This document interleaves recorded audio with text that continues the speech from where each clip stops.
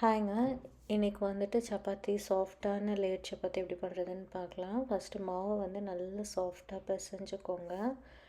அதுக்கப்புறம் அதை ஒரு பால் மாதிரி நல்லா உருட்டிக்கோங்க. ஆக்சுவலி சப்பாத்தி பிசைறதுலேயும் சரி போடுறதுலேயும் சரி சில டிப்ஸ் அண்ட் ட்ரிக்ஸ் வந்து இருக்குங்க. ஹையில் வச்சுட்டு நம்ம வந்து போட்டோம் அப்படின்னு சொன்னால், ஃப்ளேம் நல்லா ஹையில் இருக்குது அப்படின்னு சொன்னால் சப்பாத்தி வந்து நல்லா சாஃப்டாக இருக்கும், ரொம்ப நேரத்துக்கும் இருக்கும்.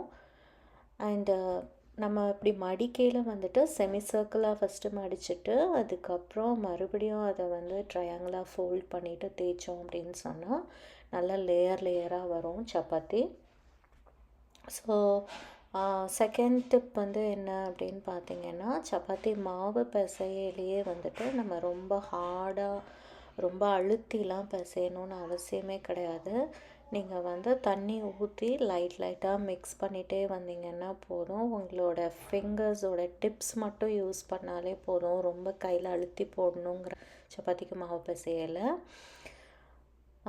ஸோ நீங்கள் தவாவில் போட்டுட்டு நல்லா ஹாட்டாக இருக்க தவாவில் போட்டுட்டு ஃபஸ்ட்டு ஒரு சைட் ஃப்ளிப் பண்ணிவிடுங்க. அதுக்கப்புறம் லைட்டாக எண்ணெய் வந்து ட்ரிசில் பண்ணிவிட்டு அதை ஃபுல்லாக ஸ்ப்ரெட் பண்ணிவிடுங்க. திரும்ப அடுத்த சைட் திருப்பி போட்டுட்டு மறுபடியும் அதுலேயும் நல்லா எண்ணெய் போட்டுக்கோங்க.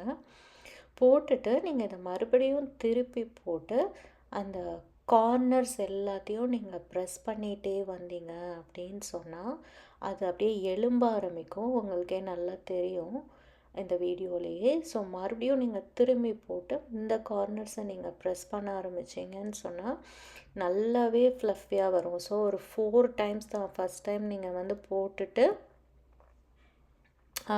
எண்ணெய் போட்டுருங்க.